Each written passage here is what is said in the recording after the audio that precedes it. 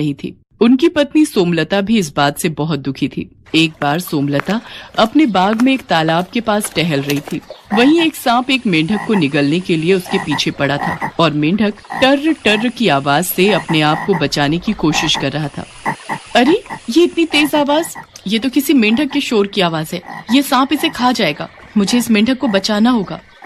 रानी एक डंडे की सहायता से सांप को डराती है और सांप मेंढक को छोड़कर झाड़ियों में भाग जाता है।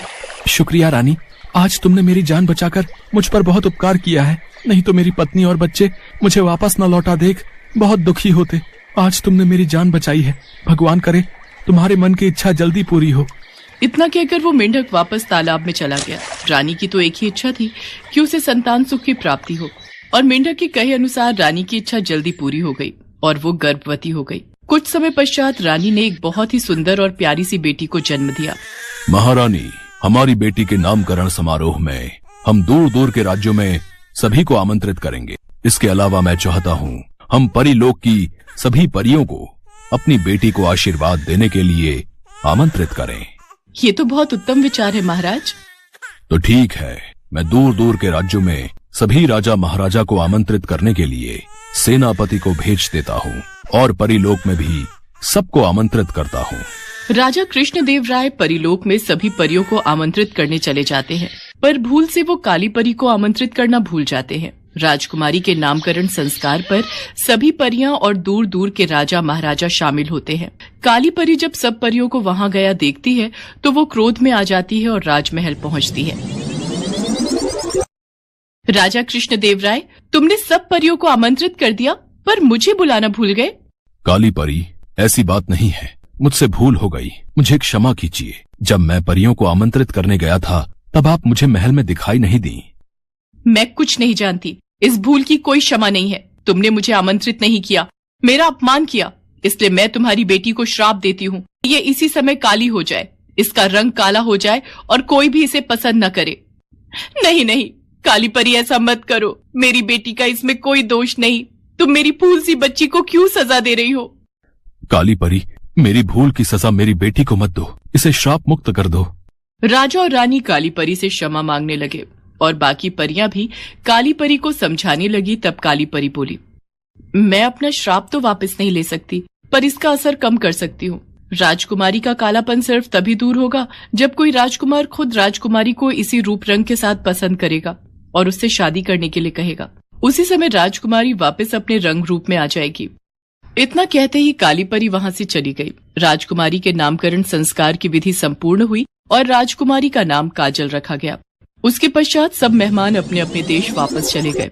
धीरे धीरे राजकुमारी काजल बड़ी होने लगी। काले रंग की वजह से सब लोग राजकुमारी का मजाक उड़ाते थे और उससे नफरत करते थे।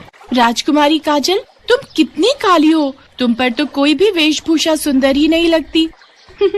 अगर ये इतने सुंदर सुंदर कपड़े और गहने हमारे पास होते ना तो हम तुमसे ज्यादा सुंदर लगती। अरे राजकुमारी काजल को कुछ मत कहो, नहीं तो ये राजा रानी को हमारी शिकायत लगा देगी। हमारे माता पिता ने मना करा है कि हम राजकुमारी के साथ ना खेलें, नहीं तो राजा रानी हमें सजा दे देंगे। चलो चलो, हमें इसके साथ नहीं खेलना। नहीं, मैं माताश्री पिता बुरा नहीं मानना चाहिए। हम दूसरों को नहीं समझा सकते, पर हम अपने आप को तो समझा ही सकते हैं ना। इसलिए किसी बात को अपने मन पर मत लगाओ और तुम मेरे पास बैठो, मैं तुम्हें कहानी सुनाती हूँ। राजकुमारी काजल इसी बात को लेकर हमेशा दुखी रहती थी। धीरे धीरे समय बीता और राजकुमारी काजल बड़ी हो गई। राजा और रानी चाहते थे कि राजकुमारी का विवाह हो, पर राजकुमारी के काले रंग की वजह से सारे राजकुमार उससे रिश्ते के लिए मना कर देते थे।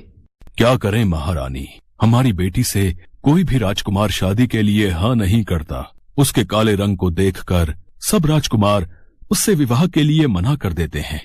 इस बात की चिंता तो मुझे भी सता रही है। काली परी के श्राप से कब और कैसे मुक्त होगी हमारी बच्ची, ये तो वक्त ही बताएगा।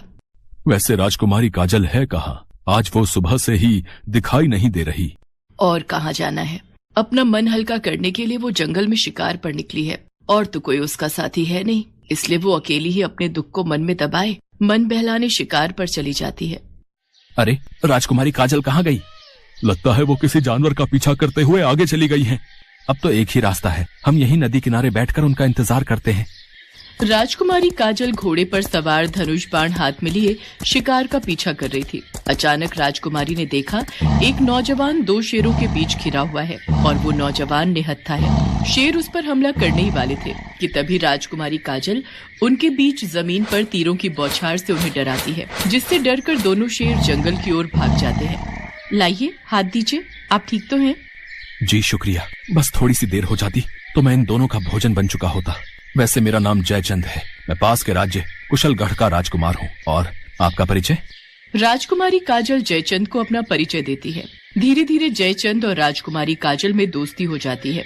राजकुमारी काजल को जयचंद का साथ बहुत अच्छा लगता था। राजकुमारी मन ही मन जयचंद को प्यार करने लगती है, पर राजकुमारी को डर था कि कहीं सभी राजकुमारों की तरह जयचंद भी राजकुमारी को विवाह के लिए मना न कर दे। इसलिए राजकुमारी काजल ने जयचंद से दूरी बनाना ही ठीक समझा। आज 5 दिन हो गए, राजकुमारी काजल मुझसे मिलने नहीं आई। सब ठीक तो होगा? कहीं राजकुमारी काजल का स्वास्थ्य तो नहीं खराब हो गया? मुझे उनके राज्य में जाकर उनका हालचाल जानना चाहिए। राजकुमार जयचंद राजकुमारी से मिलने महल जाता है तो उसे सारी सच्चाई पता चलती है। राजकुमारी काजल, आपने बिना मेरी राय लिए, मेरे से बात किए बिना ये कैसे फैसला ले लिया कि मैं आपको पसंद नहीं करूंगा? मैंने तो आपसे अभी तक अपने मन की बात कही ही नहीं।